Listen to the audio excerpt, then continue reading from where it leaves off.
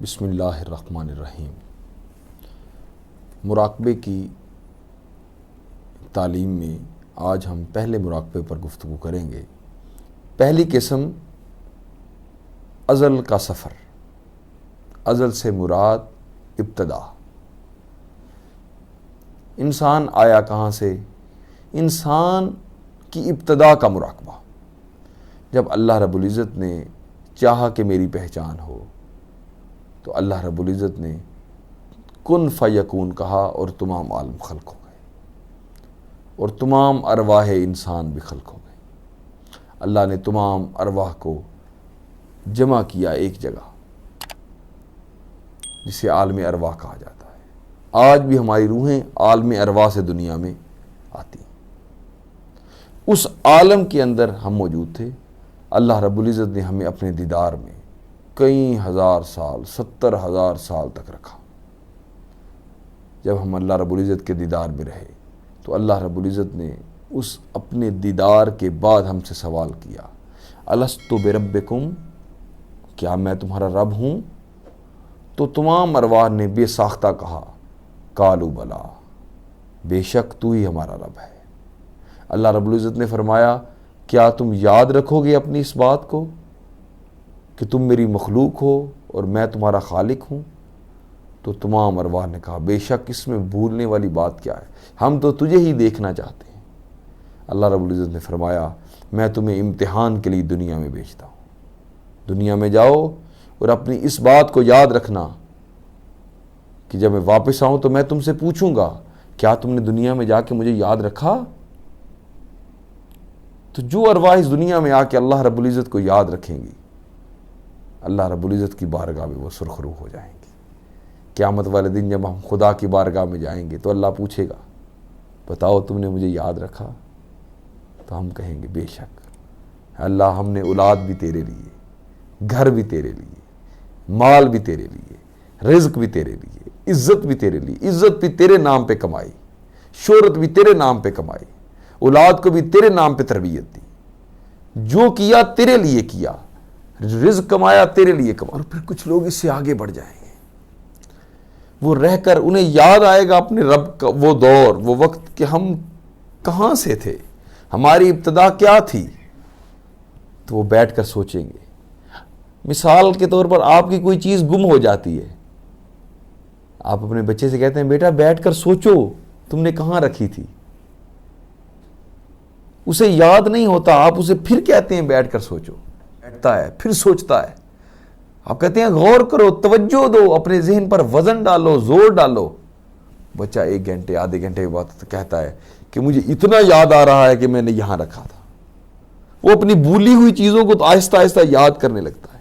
کچھ چیزیں درست ہوتی ہیں، کچھ چیزیں غلط ہوتی ہیں، لیکن جتنی اچھی توجہ کرتا ہے آخر وہ اپنے مقصد کو پہنچ جاتا ہے۔ مراقبے کی پہلی قسم جو حضرت سلطان بہو رحمۃ اللہ علیہ فرماتے ہیں، وہ کہتے ہیں، حدیث کو کوٹ کرتے ہوئے کہتے ہیں، حب الوطن من الایمان، وطن کی محبت ایمان کی علامت ہے۔ مطلب کہ ہمارا اصل وطن وہ ہے جو ہم عالم ارواح میں رہتے تھے، تو اس کی محبت کرنا، اسے یاد کرنا، یہ ہمارے ایمان کا حصہ ہے۔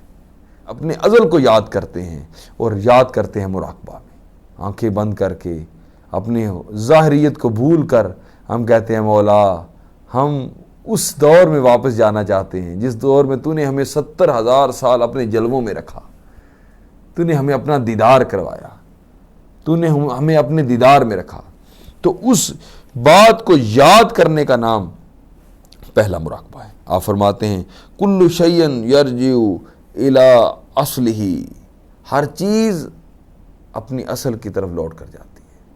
ہم نے بھی اپنے اصل کی طرف لوٹ کر جانا ہے، ہم اپنی اصل کو یاد کرتے ہیں۔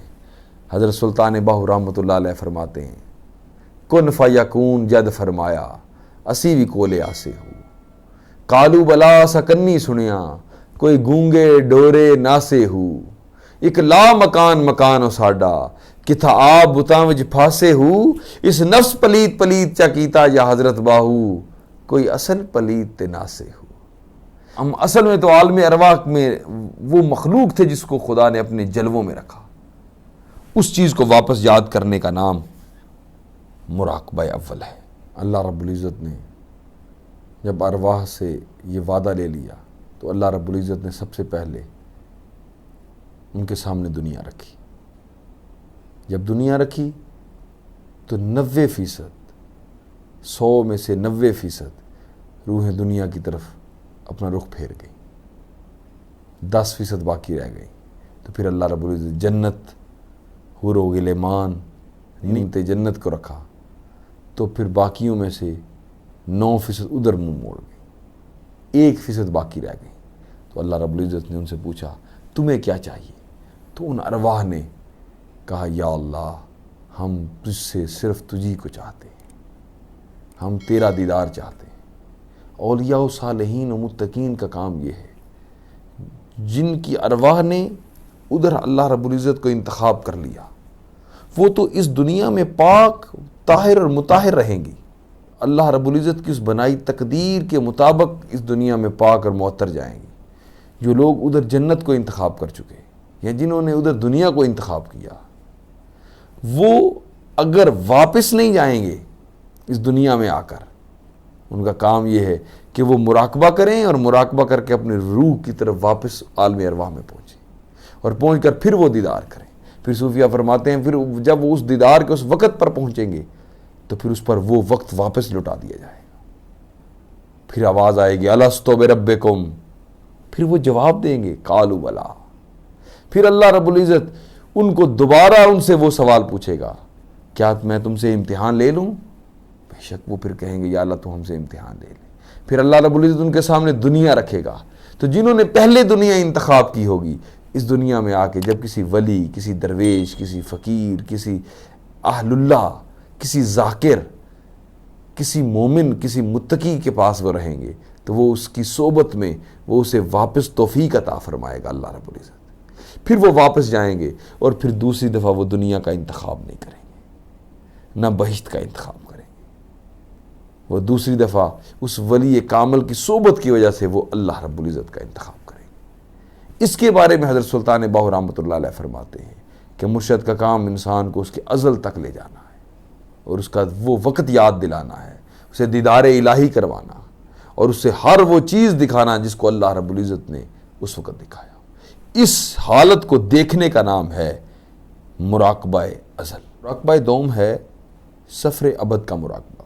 جس طرح ازل ابتدائے انسان ہے، اس طرح ابد انتہائے انسان ہے. اس دنیا کے امتحان کا دن یعنی کہ یوم آخرت کا دن. جب انسان اس مراقبے میں بیٹھتا ہے اور صوفی اس مراقبے میں گم ہوتا ہے،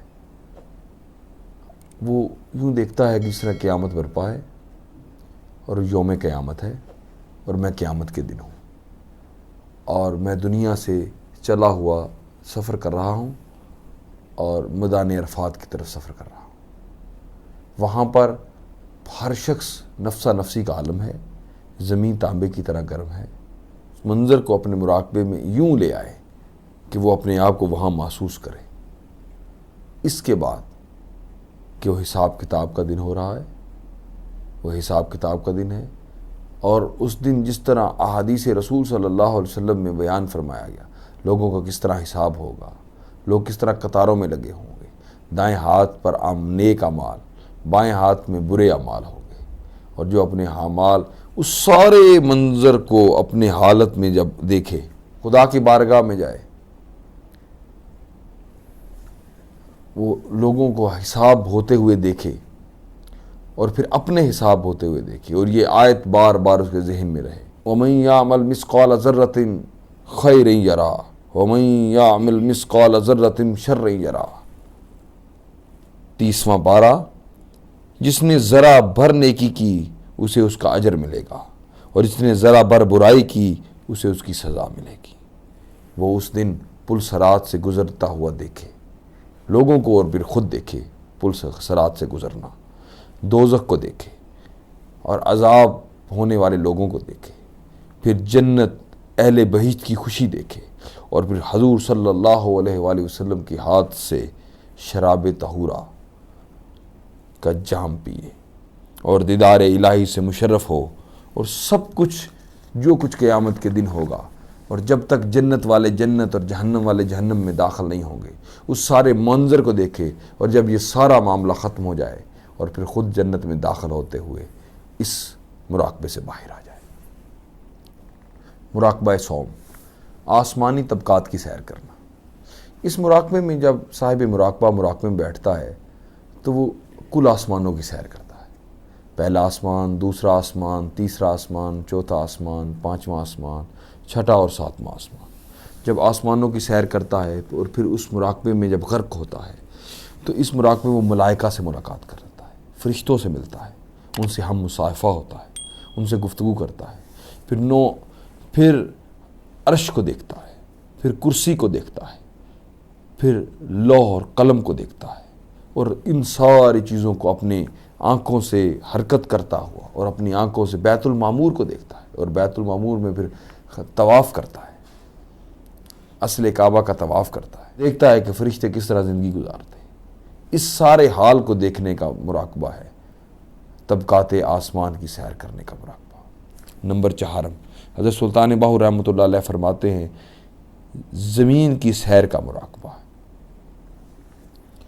اس میں جب وہ بے خود ہوتا ہے، جب اس مراقبے میں گم ہوتا ہے تو وہ چاند دیکھتا ہے اور چاند تک جاتا ہے، سورج اور سورج کی تپش اور سورج کی حالات اور دنیا میں گردش کرنا، زمین سورج کے گرد کس طرح گھومتی ہے، وہ سارے منظر کو دیکھتا ہے، اور اس سارے کہکشائی نظام کو دیکھتا ہے، درخت کس طرح اگتے ہیں، پانی کس طرح پہاڑوں سے میدانوں کی طرح سفر کرتا ہے، کس طرح خزاں آتی ہے، کس طرح بہار آتی ہے، کس طرح بارش کا منظر آتا ہے، کس طرح جنگل میں جانور زندگی گزارتے ہیں۔ وہ اس پورے عرض کی سیر کرتا ہے اور عرض کی ایک ایک طبقات کو دیکھتا ہے، وہ میدانی علاقوں کو دیکھتا ہے، وہ صحرائی علاقوں کو دیکھتا ہے، وہ برساتی علاقوں کو دیکھتا ہے، وہ نہروں، دریاؤں، سمندروں اور پھر بڑے بڑے آبشاروں کو دیکھتا ہے، طول بلند پہاڑوں پر جاتا ہے اور بلندی سے پھر اس پورے جہان کو دیکھتا ہے، پھر بڑے بڑے سمندروں کو دیکھتا ہے اور اس کی دیدار اور سیر کرتا ہے،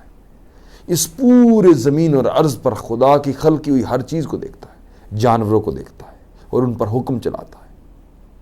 اس چیز پر جب وہ مختار اور قادر ہو جاتا ہے، مراقبے کا آغاز زمین سے تحت سرا تک ہے، یعنی کہ اس مراقبے میں انسان زمین سے لے کر تحت سرا تک کی سیر کرتا ہے اور اس میں ہر چیز کو دیکھتا ہے، پیدائش سے لے کر موت تک، اس پورے منظر کو جو اس زندگی اور اس جہان میں ہوتا ہے، جانور کس طرح پیدا ہو رہے ہیں، مر کس طرح رہے ہیں، موسم کس طرح آ رہے ہیں، جا کس طرح رہے ہیں، درختوں کی پیدائش کس طرح ہو رہی ہے، درختوں کا اختتام کس طرح ہو رہا ہے، حیوانات، نباتات، جمادات، انسان اور خوراک کس طرح آ رہی ہے، رزق کس طرح تقسیم ہو رہا ہے، اس سارے حال کو جب دیکھتا ہے اور اس پر اس کا ایمان اور یقین پختہ ہو جاتا ہے، اس سارے حال کو اپنی آنکھوں سے دیکھنا اور دیدار کرنے کو مراقبہ فی الارض کہتے ہیں۔